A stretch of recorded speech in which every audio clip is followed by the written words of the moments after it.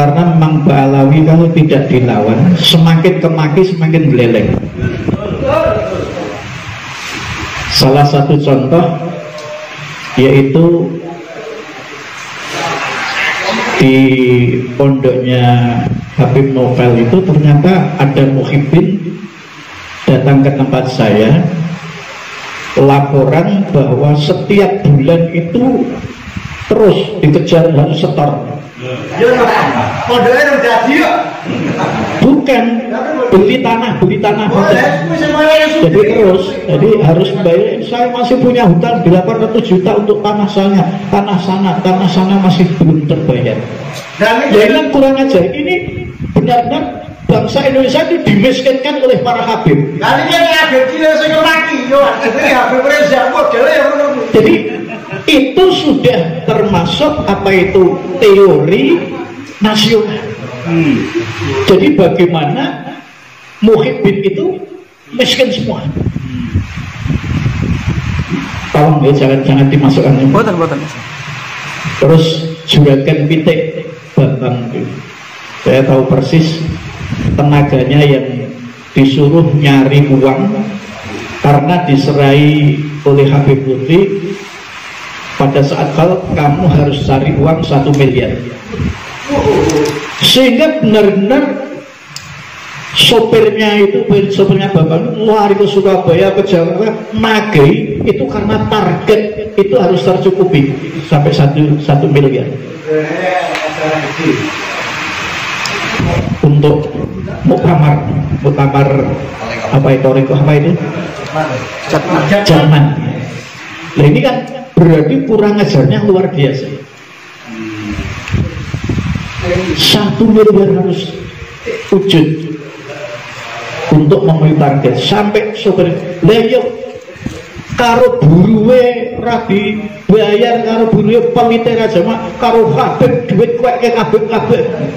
Itu sopir yang bicara sopir atau sopir ayam ke Surabaya nyopiri itu benar-benar saya itu merasa benci sekali dengan perilaku mereka, apalagi pemalsu kuburan. Ini kenapa orang-orang kita diam saja nggak memasukkan ke ranah hukum? Ini mestinya kan harus sudah masuk ranah hukum. Karena apa? Yang bisa dimasuk ranah ya pemalsuan kuburan itu. Pemalsu kuburan itu kan sudah melanggar hukum. Kenapa orang-orang kita diam saja? Apakah tidak bisa dimasukkan ke ranah hukum? Apakah takut? Nah, ini kan kita itu hanya melihat begitu.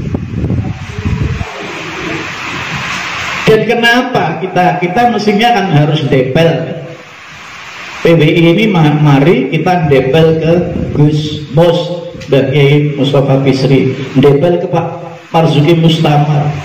Karena apa? Ada sinyal-sinyal kalau PBN itu diam terus, ini benar-benar fitnah. Dan bahkan Mbah Miftahul Ahyar mengatakan saya difitnah, padahal dia yang memfitnah. Jadi repot ya. Nah ini bagaimana tidak ada tabayun?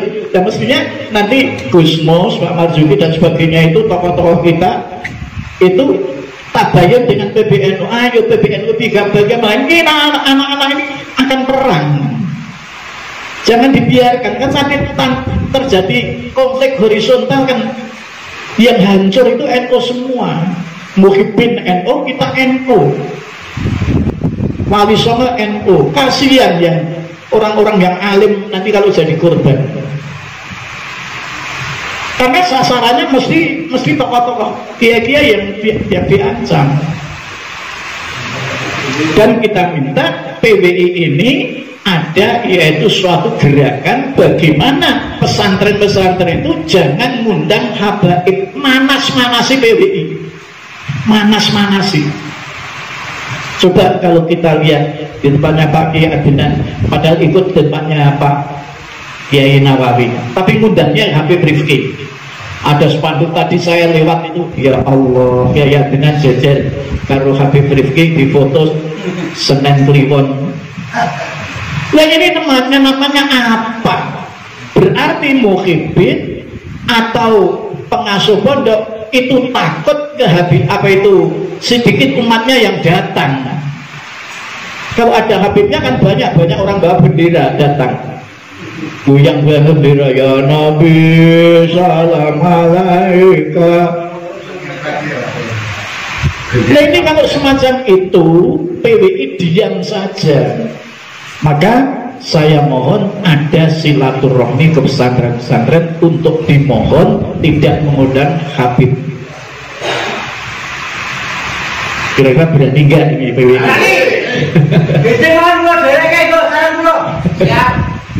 Jadi kalau yang sudah itu, nanti yang belum terasa biarlah. Tapi sesudah itu kita sowan. Jangan sebelumnya. Kalau sebelumnya kan berarti tabrakan, pasti akan terjadi konflik. Ada suatu perpecahan. Kalau sudah saja disuanjing ben meleh ampun ngundang Habib. Tempatnya Gus Karim ngundang Habib. Tempatnya Mas Hamid ngundang Habib. Saya diajak bojo saya, anak saya, mbok tindak tenggene Mas Hamid Prasudi. Karena ngundang Habib.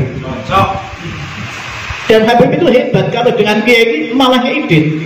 Tapi dengan kita orang-orang kecil jangan deh, kan bingung loh ya. Mas Habib itu dapat uang dari Robito Alawiyah 200 juta, lagi gontor lagi untuk berpondoknya. Tapi yang jadi korban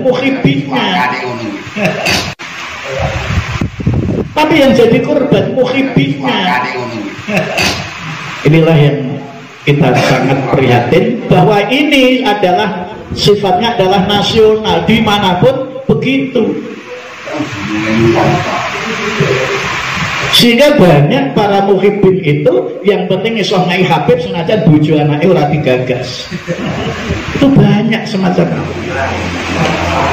Maka bagaimana kita menyelamatkan apa itu bangsa Indonesia dari kekerasan dan kekejaman para habaib itu. Kemudian saya kebetulan ngaji di Magelang. Kebetulan yang baca sholawatnya itu adalah Habib Alaidrus. Nah itu ya saya itu kemarin ke tempatnya Haji siapa itu, Haji siapa, saya lupa namanya. Mobilnya banyak sekali. Pak Haji, saya mobilnya minta satu. Langsung porturnya itu kayak berikan pada saya. Padahal itu sebenarnya kalau kita melihat itu ada wirid-wirid sebelum datang itu sudah diasmai, sudah pakai semacam wirid. Saya jagongan dengan Gus Abdullah Sa'ad. Abdullah Sa'ad itu wiridannya Habib Lutfi itu benar-benar mulai berjam 12 sampai subuh wirid. Ini mengharapkan saya ingin uang 1 miliar. Begitu Pak Abdullah Sa'ad di kamarnya Habib Lutfi itu, satu kamar dengan Habib Lutfi, tasbih itu langsung sak tembok itu langsung unsal gini. Sing noto ngelusi 10 di teke siji Abdullah Sa'ad. Begitu sahabat sholat subuh, ada orang memberi uang, datang mobil, kemudian bawa uang 1 miliar. Jadi ini apakah lillah, apakah itu sudah dituju ila ruhinya ini? Yang namanya sekarang kan model-model mahabbah kan banyak sekali. Jadi kita khawatir kalau seperti apa itu Pak Bambang sekarang jadi bangkrut, dari habis uangnya jadi bangkrut, dan juragan PT-nya sudah toko-tokonya tutup semua. Itu ya gara-gara gitu. Oleh karena itu kita sebenarnya ingin menyelamatkan bangsa kita. PWI ini benar-benar menyelamatkan bangsa, terutama para muhibbin itu jangan sampai terkuras pada para habaib. Karena apa? Rata-rata habaib nggak kerja.